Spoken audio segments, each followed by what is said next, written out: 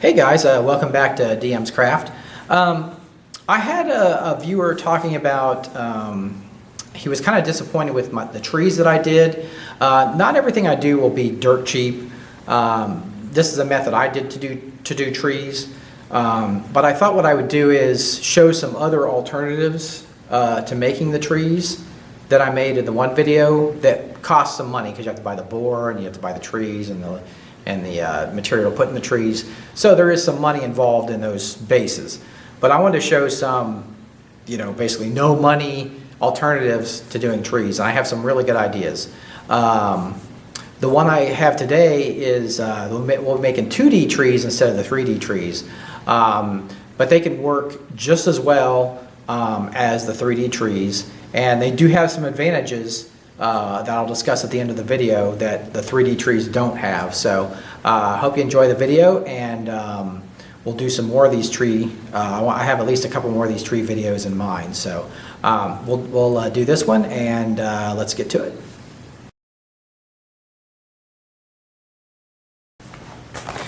I'm going to start where we always start, a nice piece of cardboard. Now my goal here is to make some differing trees. So what I'm going to do is use my Sharpie, and I'll start drawing circle shapes. And I don't want to make them all the same size. But these are trees, these aren't underbrush, so I'm going to make them relatively large. Okay, so there I've got my my tree shapes. Now I'm also going to do the trunks. So I'm going to use this other piece of cardboard. This is a thinner cardboard. So now I'll start drawing some trunks, and I'm just going to roughly do a circle.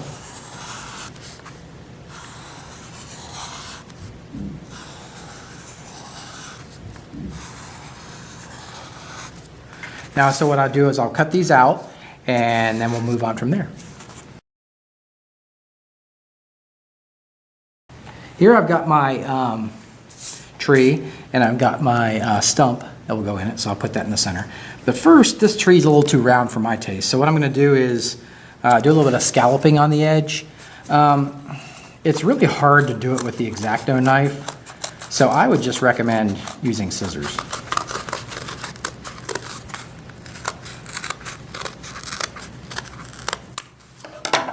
Okay, there we go. So we got some nice scalloping on there. So what I'm going to do now is I'm going to use my glue gun and glue the stump in the center, and just getting it roughly in the center.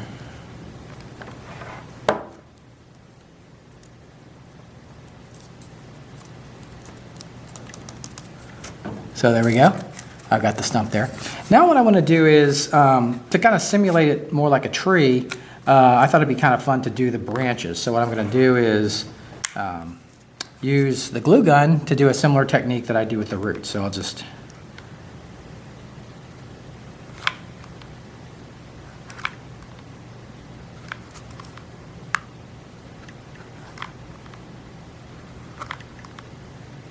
so we're kind of simulating branches.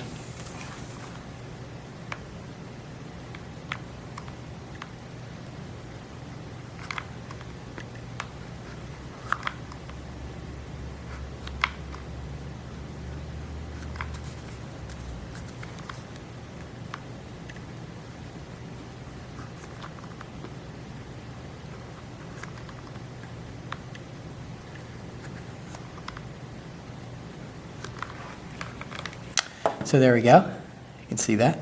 So what I'll do is I'll let this dry, and then I'll let the glue harden. Then I'll spray it black, and then we'll be back to do the detail painting.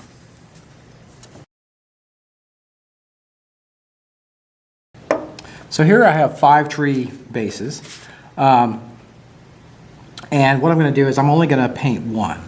So I'll put these others aside. And I'll grab this one and concentrate on it. Now, I've had people ask about brushes.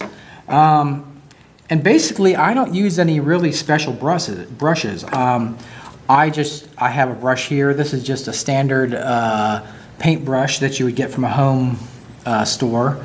And this is just a cheap hobby brush.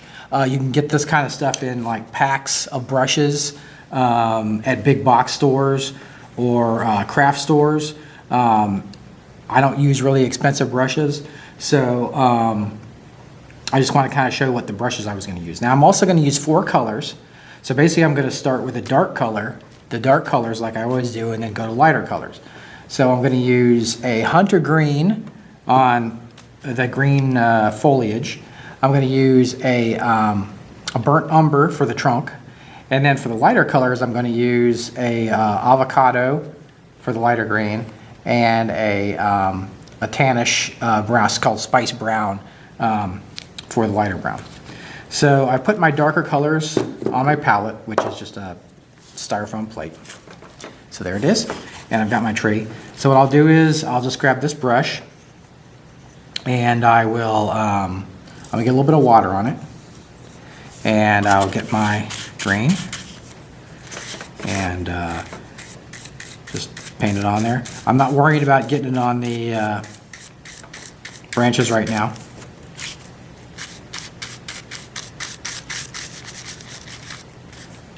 And you may wonder why I painted black. For one reason, I don't have to put so much on because the black will fill in any spaces that I miss.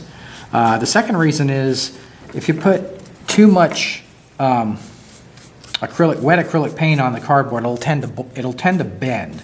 So I find that if you paint it with the black, it's much better for not buckling or bending. So what I'm going to do is I painted over the branches with this, so I'm going to let this dry, and then I'm going to paint my dark brown on the branches and the trunk.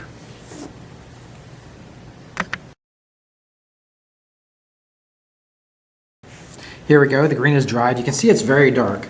I've decided I'm going to go ahead and paint the leaves on first before I paint the trunk and the branches, because I might get some of the leaf color on the branches, and it'd just be easier to go back do that last. So I'll go ahead and do the branches. So I'm going to use the olive green. I'm going to use a smaller brush. It's just a craft brush, just like all the others. And it's fairly stiff. So I'm going to get that green. And then I'll just start kind of dabbing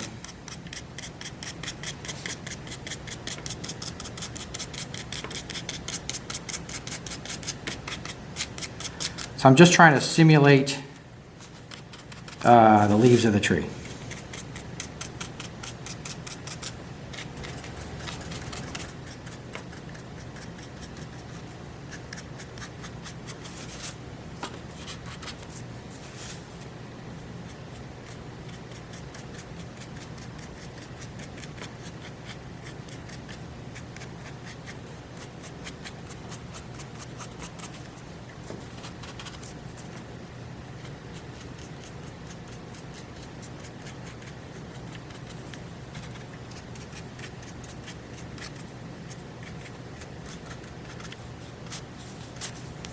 So there we go. I'll let that dry, and then we'll move on to the branches and the stump.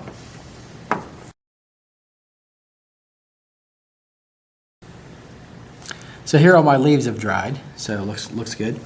So now I'm going to use the burnt umber, and I'm going to paint the trunk. I'm going to use the same thin brush. I'm going to paint the trunk and the branches. Now make sure that when you use your brushes, one very important thing is don't let them sit out and dry. You don't want your brushes to dry, though it'll ruin them. So even cheap brushes, you know, they still cost money. So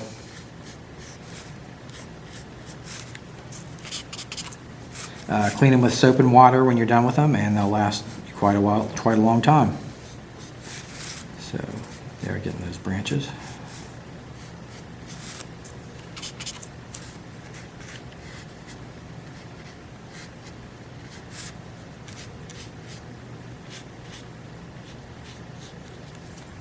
So there we go, there's the branches.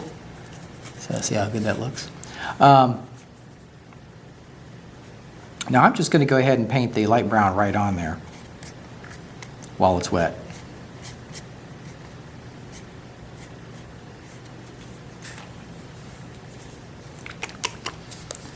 So I do that because it tends to mix. So there I've got the spice brown. some of the dark off my brush.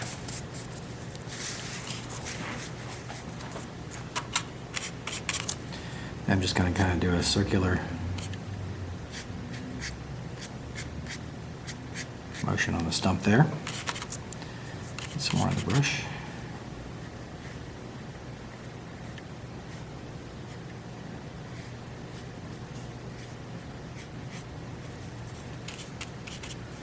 See how those branches just pop right out of there.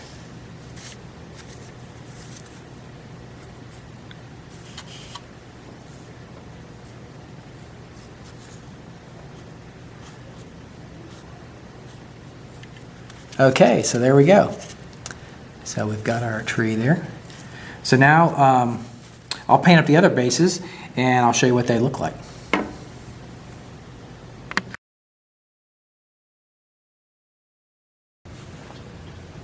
So here's my little forest setup.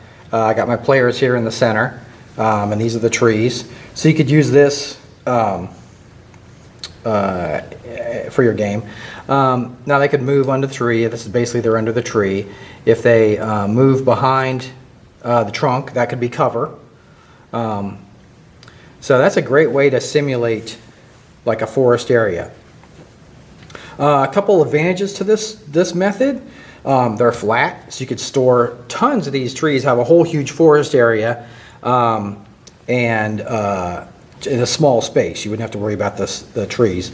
Also, another thing is if you have enemies, say I had arboreal hunters, you could put them, when the players spot them, you could put them in the trees, and they could attack from up in the tree.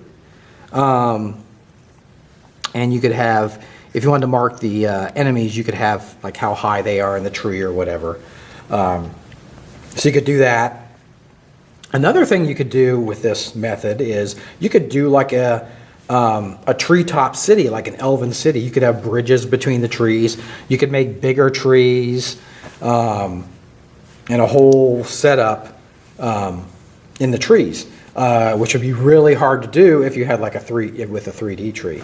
So this is a great little way to make trees, very inexpensive, does the same type of thing. They're just 2D trees instead of 3. You got a little bit of 3D on the tree itself with the branches and the trunk like we did. So this is a great way to do it. And I'll do another video on some other options to make cheap trees.